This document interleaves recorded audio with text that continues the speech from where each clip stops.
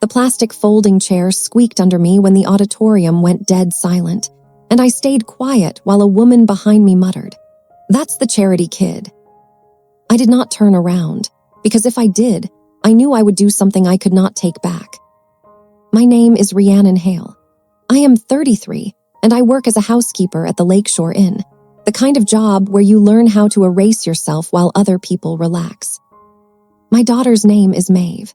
She is 9 years old, and she had just finished playing the piano at her elementary school's spring showcase. Her small hands hovered above the keys like they were still holding the last note in place. The stage lights made her hair shine too bright, like the school wanted her to look like something they could put on a brochure. I held the printed program in my lap, the cheap paper already soft from how many times I had clenched it. Maeve's name was spelled wrong on it. They added an extra letter, like she was an afterthought. I caught it when we arrived and I almost told the volunteer, but Maeve tugged my sleeve and whispered, "It's okay, Mom, just listen." So I listened. I listened to every night she practiced on the second-hand keyboard we found at a flea market, the one with the sticky key that made a tiny click before it sounded. I listened to her hum while she did homework at the kitchen table, shaping melodies the way other kids shaped slime or bracelets. I listened to her talk in little bursts, not about friends or trends, but about how certain chords felt like rain against a window, how some notes felt lonely on purpose. The problem was, the room did not listen. When Maeve sat at the school piano, she took one slow breath like I taught her, shoulders down, hands steady. She did not look for me right away. She stared at the keys like she was entering a place she only trusted herself to go. Then she started. At first, it was beautiful, not loud, not showy, just honest. A soft thread of sound that made the air feel thinner, like everyone should have been afraid to move. But then I saw it, the shifting, the impatience. A dad in the aisle seat lifted his phone, not to record her, but to check a message. A cluster of parents near the back leaned together, whispering behind their hands. 2 boys in the front row snickered and shoved each other, like they were daring her to mess up. One of the judges, a woman with perfect hair and a pearl necklace, smiled at something on her screen instead of looking at my child. Then the whisper hit me. "That's the charity kid." My throat tightened so fast it felt like I swallowed a stone. I kept my face blank. I kept my hands folded. I kept my silence, because in towns like ours, a single mom is supposed to take whatever is offered and be grateful for it. But my blood was hot. I could feel it behind my eyes. Maeve kept playing. She did not speed up. She did not stumble. She held the melody like it mattered even if nobody else thought it did. She ended on a chord that did not resolve, like she was leaving a door open on purpose. The sound faded. And nothing happened. No applause, no polite clapping. Not even the kind you give when you do not understand but you want to be kind anyway. Just a cough. A chair scraping. A judge flipping a page like Maeve was a commercial break. Maeve stood. She bowed, the way we practiced in our living room, the way she did in front of the mirror with her lips pressed tight to stop them from shaking. And when she looked up, searching the room for something, anything, her eyes flicked over me like a quick breath. She tried to smile, but it came out thin. She turned and walked off stage with her shoulders curling inward, like she was trying to disappear before anyone could decide they hated her for being seen. My heart cracked so clean it felt like a sound. I did not jump up. I did not shout. I did not demand respect. I sat there still, quiet, the kind of quiet people mistake for weakness. Because I was not just watching my daughter. I was watching them. Every parent who did not clap, every judge who looked away, every person who acted like my child's courage was inconvenient. That is when I noticed the man. He was sitting alone in the back row, not in the cluster of parents, not near the judges, not leaning toward anyone. He was older, tall, wearing a dark coat like he had not planned to be here long. His hands were folded in his lap, and his posture was the kind you see in people who have spent their life being listened to. He stood up. Not with drama, not with a big sigh, just stood like he had made a decision. And he started walking down the aisle. A ripple of whispers ran through the room, but softer now, curious, nervous. The judges looked up, startled. The music teacher, Mrs. Klein, leaned forward in her seat like she wanted to stop him, but she did not. I could not take my eyes off his face. He was not smiling. He was not angry. He looked focused, like he was counting something in his head. He reached the front and paused near the stage steps. He lifted his hand slightly toward the volunteer with the microphone, and the volunteer hesitated, eyes wide, then handed it over as if she was afraid to refuse. The man stepped onto the stage. The room held its breath. He tapped the microphone once, and the tiny pop echoed through the speakers, making everyone flinch. Then he looked out at the audience, and his gaze moved across the rows like he was taking inventory. "My name is Conrad Whitlock," he said, voice calm and clean. "I came tonight to watch a different child perform." A murmur went through the parents, a few uncomfortable laughs. Mrs. Klein's face turned the color of paper. Conrad's eyes shifted toward the curtain where Maeve had vanished. But I heard something just now that did not match what I was seeing in this room. He turned back to the judges, polite as a knife. "May I ask who decided there would be no applause between performances?" The judges blinked at each other. The pearl necklace judge cleared her throat. We didn't decide that." Conrad nodded slowly. "Interesting." He faced the audience again. "Because silence like that is not accidental. Silence like that is taught." My skin prickled. Conrad took a breath, then lowered his voice. "I am on the board of the Lake County Arts Endowment. We sponsor youth programs. We donate instruments. We fund scholarships." He let that sit. Then he added, "And we do not fund organizations that treat children like charity cases." Now the room truly went quiet. Mrs. Klein stood halfway, then sat down again, like her knees stopped cooperating. Conrad's gaze flicked toward me for just 1 second. Not pity, not sympathy. Recognition, like he could see the exact moment my pride turned into something sharper. He lifted the microphone again. "I would like to hear that piece one more time," he said. "Not because it needs approval, because it deserves witnesses." A judge leaned toward the microphone stand, forcing a smile. "Sir, the program is scheduled. We have to keep moving." Conrad did not raise his voice. He did not argue. He just tilted his head slightly, the way people do when they already know they have power. "I'm sure you can adjust," he said, "unless you'd like me to explain to the endowment why you chose not to." The judge's smile froze. Then, from behind the curtain, Mrs. Klein reappeared, hand tight around Maeve's shoulder like she was trying to steer her away from the spotlight. Maeve's face was pale. Her eyes were glossy, but she was not crying.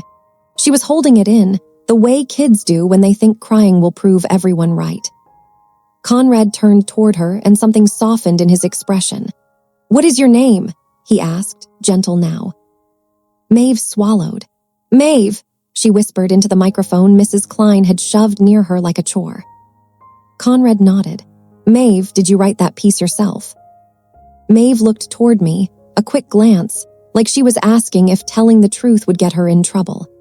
I gave her the smallest nod I could manage, my throat burning. Maeve nodded. "Yes." Conrad let out a breath, almost like relief. "Thank you," he said. Then he looked at the audience. "Now you can clap," he added, still calm. "Or you can explain why you chose not to." A few parents started clapping, hesitant at first. Then more. Then louder. The room shifted, not into warmth, but into fear of being seen as cruel. I clapped too, but my hands did not feel like they belonged to me. Because I saw something else then. Mrs. Klein's grip on Maeve's shoulder tightened, just for a second, and Maeve flinched. It was small, almost invisible. But I saw it. And suddenly, the whisper from earlier was not the worst thing in the room anymore. Quick pause. If you are still here, thank you. Like, subscribe, and tell me your city and state or country. All right, back to the story. All right, now let me take you back.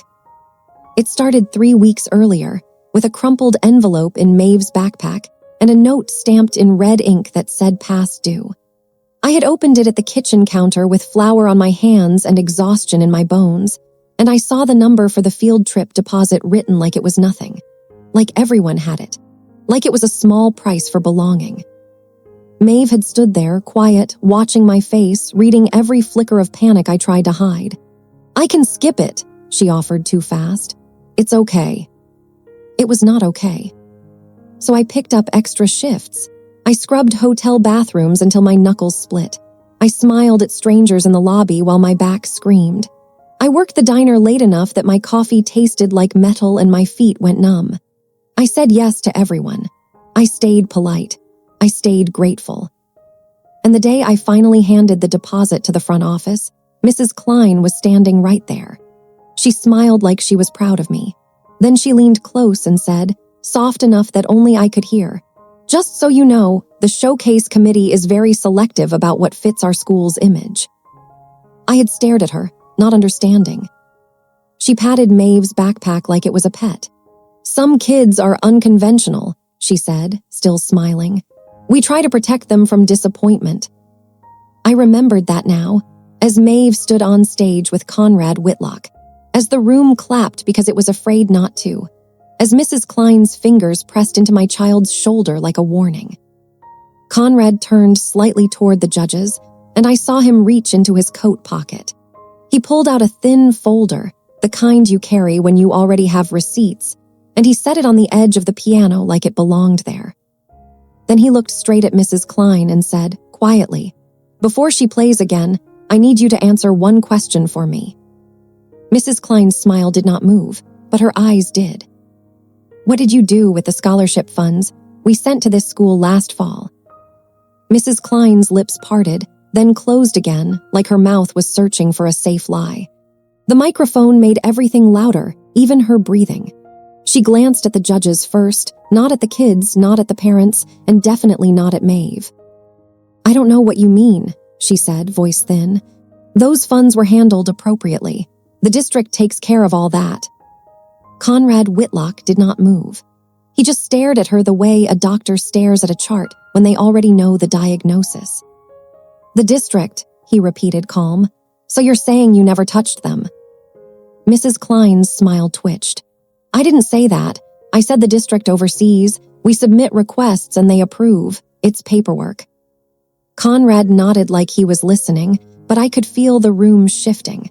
People were no longer watching Maeve. They were watching the adults. And you could tell some of them hated that because the adults were supposed to be untouchable. Conrad opened the folder on the piano and pulled out a single page. He did not wave it around. He did not play to the crowd.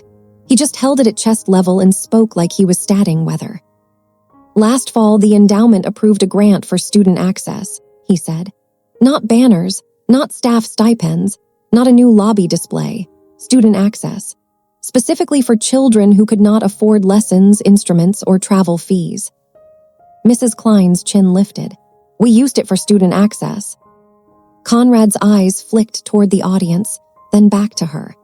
"Then you should be able to tell me why only 2 students were registered for the funded program," he said, "and both of them are children of board members from your parent association." A sound moved through the room. Not a gasp, more like a collective inhale. The pearl necklace judge made a small choking noise and reached for her water bottle. I gripped the edge of my folding chair, so hard my fingers went numb. Mrs. Klein blinked fast. That's not accurate. We offered it. We sent notices home." I felt heat crawl up my neck. I remembered every crumpled note in Maeve's backpack. I remembered the envelopes stamped past due. I remembered how the school somehow always found paper for fundraiser flyers, but never for anything that helped families like mine. Conrad's voice stayed gentle, which somehow made it worse for her. "Do you want to tell me," he asked, "how many of those notices were sent to families who qualify for free lunch?" Mrs. Klein's eyes darted. She looked toward the back of the auditorium, and I followed her gaze without meaning to. There in the second row near the aisle, the woman who always led the loudest claps at assemblies sat stiff as a mannequin. Her hair was perfect. Her blouse looked expensive.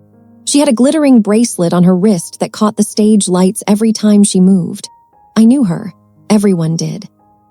Rowan Price, head of the parent association. The same woman who had once smiled at Maeve, then asked me, sweet as syrup, whether Maeve's father was still not around. Rowan's mouth was tight now. Her hands were folded in her lap like she was praying no one would say her name out loud. Conrad followed the same line of sight, and when he looked back at Mrs. Klein, his tone did not change. "I have the disbursement records," he said. "I also have the emails, the ones asking if the funds could be used for a select group of high-potential students to keep the school's image strong." Mrs. Klein's face drained. She opened her mouth again, but this time no sound came out. My stomach turned, not from surprise, but from recognition. That same phrase, school's image, was the one she whispered to me at the front office when I paid the field trip deposit. Like my daughter was a stain she had to cover. Conrad set the paper back into the folder and closed it slowly, as if he was giving her a chance to regain control. But then he did something small. He angled the folder toward the judges. "Would any of you like to confirm," he asked politely, "that you were aware the scholarship program had 2 names selected before any auditions were reviewed?" The maroon blazer judge looked like someone had turned the air off. He shook his head too quickly. "No, we weren't told that." The pearl necklace judge swallowed. "I just score what's on stage," she whispered, almost defensively. Conrad nodded. "Exactly," he said. "And that is why we need to talk about what happened on this stage tonight." My chest tightened. Maeve was still standing near the piano, eyes wide, hands clasped in front of her dress like she was holding herself together with her own fingers. Conrad turned toward her then, and the sharpness in the air softened. "Maeve," he said, "I'm going to ask you something and you can say no." Maeve's throat bobbed. She looked at me again, and I could see the humiliation still sitting under her skin like a bruise. She wanted to be brave, but she was 9. She was a kid who still slept with the hallway light on if there was thunder. Conrad lowered his voice like he was speaking to only her. "Would you play your piece again?" he asked. "Exactly the way you played it the first time." Maeve hesitated. I watched her shoulders rise, the start of a protective flinch, like she was about to shrink away from another silence. And in that moment, I did the thing I always did. I kept my face calm. I kept my pain hidden. I made myself small so she could be big. I nodded once. Maeve inhaled, slow and shaky, and sat back down at the piano. Conrad stepped back, not taking the bench, not touching the keys. He stayed standing to the side, hands behind his back like a guard. The room was so quiet, I could hear the buzzing of the stage lights. Maeve placed her fingers on the keys. And then she began again. The first notes came out the same as before, soft and aching, like a story whispered into a pillow at night. But this time, the room listened. Not because they suddenly grew hearts, because they were being watched. Even Rowan Price leaned forward. Maeve's melody moved through the air like it had weight now. It filled the empty parts of the auditorium the first performance never got to reach. I watched Maeve's face, the tiny furrow between her brows, the way she held her mouth slightly open when she concentrated. She was still scared, but she was doing it anyway.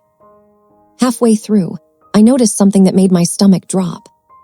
The microphone near the piano stand was turned down. Not off, but low. Low enough that her soft passages would fade into nothing. Low enough that anyone could claim they just could not hear her. A quiet, ugly memory flashed through me. Maeve practicing at home, asking why the piano at school sounded different. Maeve telling me the keys felt heavier at rehearsal. Maeve saying Mrs. Klein told her not to touch the settings on the microphone because we don't want feedback. I looked toward the stage booth where the sound controls were. A teenage boy in a black school polo sat there, staring forward like he had been told not to move. My heart pounded, but I stayed still, quiet, silent. Then I did something I had never done at a school event before. I pulled out my phone. I did not wave it around. I did not stand up. I did not announce anything. I just held it low, angled toward the stage, and started recording. The screen showed the little sound bars barely jumping when Maeve played the soft sections. Proof. Maeve reached the part of the piece where the melody swelled, The moment that sounded like someone finally choosing to speak after years of swallowing words. Her fingers moved faster, braver.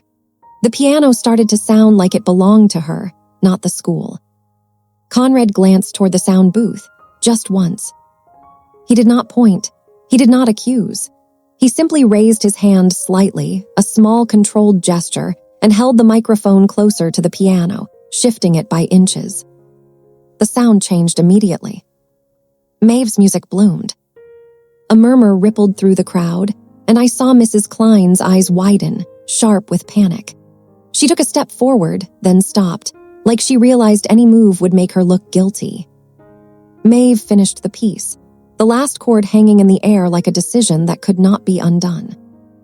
This time, the silence lasted only a beat. Then applause burst out, loud and messy, not coordinated, not polite. People clapped too hard, too long, like they were trying to erase what they did the first time. A few stood, then more.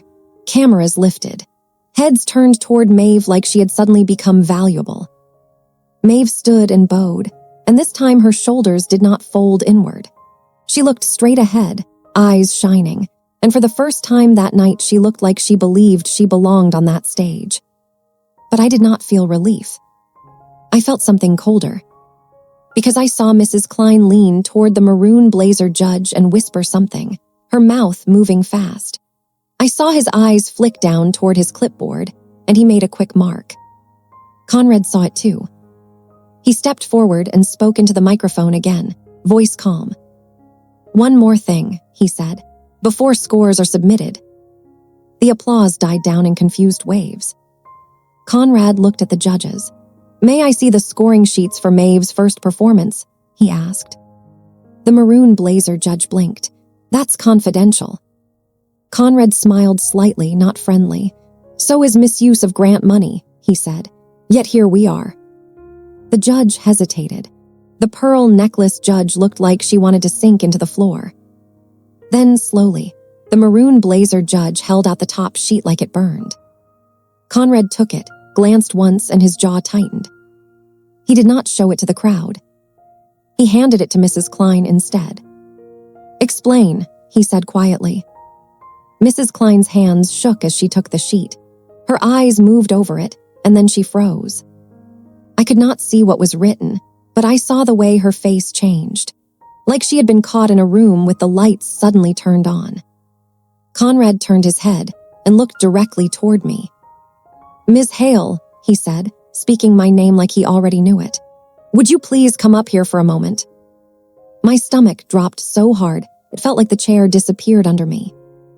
I stood, legs shaking, and walked down the aisle while every parent watched me like I was the entertainment now. My hands felt heavy. My mouth was dry. I climbed the stage steps, and the heat of the lights hit my face like a slap. Conrad lowered his voice so only I could hear. "I'm sorry," he said. "I didn't want to put you on display." I swallowed. "Then why did you?" His gaze flicked toward Maeve, then back to me. "Because they already did," he said, "and because you deserve to see what they tried to do tonight." He opened the folder again and slid one page out, then held it so only I could see. At the top, in neat printed lines, it read Showcase Scoring Guidance. Under it were names, 2 of them circled. Maeve's name was not circled. Maeve's name had a note beside it, written in pen. "Do not advance, not a fit for our program image." My vision blurred with rage, so sharp it almost felt clean. And at the bottom of the page, there was a signature. Rowan Price. My hands did not shake when I lifted my phone and took a picture of that page. I wanted to scream, wanted to snatch the microphone and tell the whole room exactly what they were. But I could feel Maeve beside me, small and bright under those lights, and I refused to let my anger become another thing that embarrassed her. So I stayed quiet. I handed the paper back to Conrad, and then I looked straight at Mrs. Klein. I did not glare. I did not beg. I just let my face go blank, the same calm mask I wear at the hotel when a guest complains about a hair that is not mine. Mrs. Klein's eyes flicked to Maeve, then away fast, like Maeve was dangerous now. Conrad spoke into the microphone again, voice steady, professional. For the integrity of this event, he said, I'm requesting a brief pause before any scores are finalized. The maroon blazer judge swallowed and nodded too quickly. The pearl necklace judge kept staring at her clipboard like it might tell her what to do. Parents shifted in their seats, whispering in a new way now. Not smug, not amused. Uncomfortable. Conrad lowered the microphone and leaned close to me. I'm going to walk you both backstage, he murmured. Then I'm going to speak to the principal and the district rep in the lobby, quietly. I nodded once. Maeve's hand slipped into mine as we stepped off the stage. Her palm was sweaty. Her fingers were cold. She did not ask questions yet, but I could feel them building in her like a storm. Backstage smelled like hairspray and nervous kids. Glitter was everywhere, stuck to the floor and the curtains. A group of dancers stared at us with wide eyes, like we were adults in trouble, like trouble was contagious. Mrs. Klein followed behind us, fast steps, whispering harshly, "This is inappropriate. This is not the time or place." Conrad didn't even turn around. "That is exactly what people say when they've benefited from silence," he replied, still calm. Maeve tugged my sleeve and whispered, "Mom, am I in trouble?" I crouched so I could look her in the eyes. My throat burned, but my voice stayed steady. "No," I said. "You did everything right. You did something brave." Her lip trembled. Why didn't they clap the first time? I held her face gently, thumbs resting on her cheeks. "Because some grown-ups forget how to act when they think no one important is watching," I said. "But you still played. That matters." She blinked hard. Was my song bad? That question hit me harder than any whisper. I shook my head slowly, making sure my expression didn't crack. "Your song was honest," I said, "and honest things scare people who are used to control." Maeve swallowed. "So what happens now?" I looked past her, toward the stage curtain where I could hear the audience shifting and murmuring. "Now," I said, "we let the truth do the talking." Conrad returned a few minutes later, his coat still buttoned, his posture still composed. "The principal is on his way," he said, "and the district rep." He glanced at me. "Do you have the recording?" I nodded and held up my phone, screen dark. "And a photo of the guidance sheet," I said. Conrad's eyes softened, not pity, more like respect. "Good," he said. "You've been surviving in a place that expects you to apologize for existing. That ends tonight." Mrs. Klein appeared again, trying to smile now, like she could charm her way out of damage. "Rhiannon," she said, using my first name like we were friends. "Let's talk privately." I didn't answer. I just opened my phone and checked the video, making sure it saved. Mrs. Klein's smile faltered. That was my revenge. Not yelling, not begging, just making sure there was no way for her to rewrite what happened. In the lobby, the principal arrived with a face full of confusion that turned into panic the moment he saw Conrad. The district rep showed up right behind him, a woman in a blazer who looked like she lived on emails and deadlines. Conrad didn't raise his voice. He didn't perform. He simply handed them the folder and asked them to step into the empty music room. Quiet, controlled, like a meeting that should have happened months ago. Inside that music room, under posters about teamwork and kindness, Conrad laid everything out like he was setting a table. The grant terms, the disbursement records, the emails, the scoring guidance sheet with Rowan Price's signature, my recording of the microphone being turned down, the judge's sudden confusion, the pattern of silence. The district rep's face tightened as she read. She looked up once and said, "This is serious." The principal's hands shook when he reached the note beside Maeve's name. He didn't look at me. He couldn't.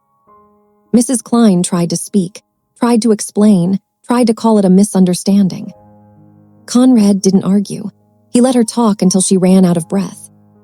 Then he asked one small question, the kind that traps liars without sounding like an accusation. "Mrs. Klein," he said, "if this was about protecting children from disappointment, why was the microphone lowered only during Maeve's performance?" The room went still. Mrs. Klein opened her mouth and closed it again. The district rep took a slow breath and said, I'm placing a temporary hold on tonight's scoring and awards until we complete a review." Parents were still out in the lobby, pretending to chat while they listened. I could feel their curiosity pressing against the door. Conrad turned to me when the meeting ended. "Go home," he said softly. "Hold your daughter, let her sleep. Tomorrow the paperwork will start and it will be loud for them, not for you." Maeve and I drove home in silence, the kind that was finally peaceful. The town outside the car windows looked the same: street lights, empty storefronts, cornfields swallowed by darkness. But I felt different, like I had been standing in a cold rain for years and someone finally held an umbrella over my child. At home, Maeve sat on the couch in her dress, shoes kicked off, hair falling out of the careful braid I made. She stared at her hands like they belonged to someone else. "Mom," she whispered, "did they do that because of you?" The shame in her voice almost broke me. I sat beside her and pulled her into my arms. "Listen to me," I said, firm enough that she had to believe it. "What they did was about them, about their fear, about their greed, not about you, not about me." Maeve's shoulders shook once. Then she let out one small sob she had been holding all night. I held her and rocked her gently, and I stayed quiet because the quiet was no longer surrender. It was control. The next morning, the consequences came fast. Mrs. Klein was placed on administrative leave pending investigation. The judges were told to submit written statements. The district rep requested a full audit of every endowment dollar that touched the school. Rowan Price resigned from the parent association before lunch, claiming she wanted to avoid distraction. But she couldn't avoid what was already moving through town like a storm. Because Conrad did not post it online, he did not leak it to gossip pages, he did not let it become entertainment. He did one better. He sent everything to the State Education Oversight Office and the endowment's legal counsel, then requested the district hold a public meeting about fund transparency. It was not dramatic, it was paperwork, it was signatures, it was timestamps. It was unstoppable. 2 weeks later, Maeve received a letter on thick paper inviting her to a regional youth composition program, fully funded. A week after that, the endowment delivered a loaner keyboard to our house, brand new, with keys that didn't stick and a stand that didn't wobble. Maeve stood over it like it was a living thing, afraid to touch it at first. Then she sat down and played the same piece again, the one that had been met with silence. This time, she played it like it belonged to her.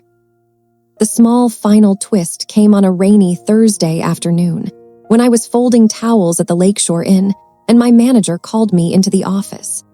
My stomach dropped, because I'm used to being called in only when someone wants to blame me for something. But instead, a man was sitting in the chair by the desk, coat folded neatly over his lap. Conrad Whitlock. He stood and offered his hand like this was business, not charity. "I didn't want to disrupt your work," he said. I didn't take the hand right away. "Why are you here?" I asked. He hesitated, then reached into his pocket and pulled out a worn photograph, edges soft from age. In it, a boy sat at an old upright piano in a small auditorium. The boy's clothes looked too big secondhand. His smile looked careful, like he wasn't sure he deserved to be proud. Conrad met my eyes. "That boy was me," he said quietly. "They called me the charity kid too." My chest tightened. He nodded once, like he understood exactly what I was feeling. "I changed my name when I left," he added. "Built a life where no one could reduce me to a whisper again." He slipped the photo back into his pocket. "When I heard your daughter, I didn't just hear talent. I heard that same fight, the kind that survives even when a room tries to erase it." My manager cleared his throat awkward. "So, is this about the donation thing?" Conrad glanced at him. "Partly," he said. Then he looked back at me. "But also," he continued, "I reviewed your employee file, the hours you pick up, the complaints you've handled, the way guests mention you by name." He paused. "I'm buying this property. The sale closes soon." My manager went pale. Conrad's gaze stayed on me. "I want you on day shift," he said. "Benefits, predictable hours.